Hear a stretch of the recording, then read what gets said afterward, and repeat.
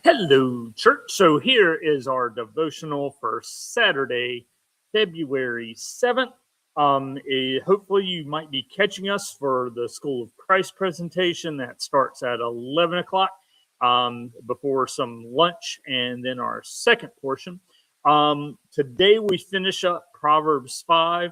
You're going to have the gift of seeing me get a little uncomfortable as I read because there's some more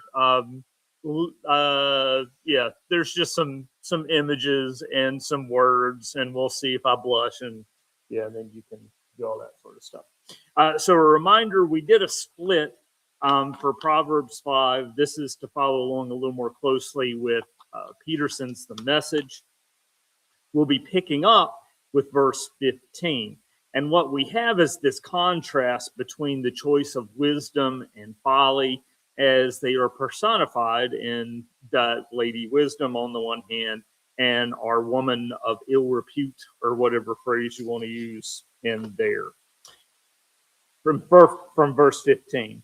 Drink water from your own cistern, flowing water from your own well. Should your springs be scattered abroad, streams of water in the streets? Let them be for yourself alone and not for sharing with strangers. Let your fountain be blessed and rejoice in the wife of your youth, a lovely deer, a graceful doe.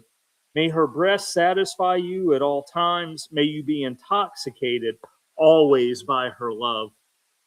Why should you be intoxicated, my son, by another woman and embrace the bosom of an adulteress? For human ways are under the eyes of the Lord, and he examines all their paths. The iniquities of the wicked ensnare them, and they are caught in the toils of their sin.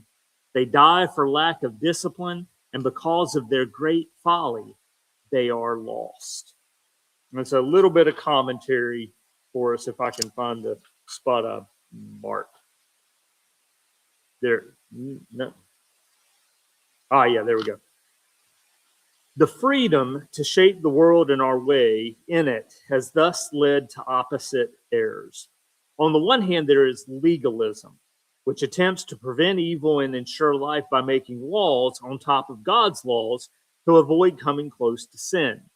Since sex is dangerous, we will forbid dancing. Alcohol is dangerous, so we will forbid drinking. Such an approach to religion has only the appearance of wisdom. It errs when it identifies human conventions with God's will. The Apostle Paul condemns it. Much of the New Testament attacks legalism, which reduces religion to morality. Ironically, churches have often made asceticism mandatory rather than voluntary.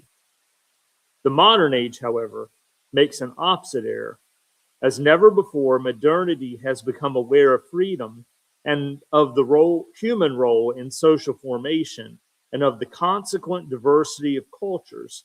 But this important insight has been accompanied by the erroneous belief that culture is purely the creation of human ingenuity and not God's. Taken to its conclusion, this view suggests that there are no created limits, that culture is arbitrary, and that everything is permitted as a matter of personal or collective preference, a view advertisers constantly exploit. Little edge. And here is, to finish us off, Eugene Peterson's culmination of Proverbs 5, which he entitles, Never Take Love for Granted. Do you know the saying, drink from your own rain barrel, draw water from your own spring-fed well? It's true. Otherwise, you may one day come home and find your barrel empty and your well polluted.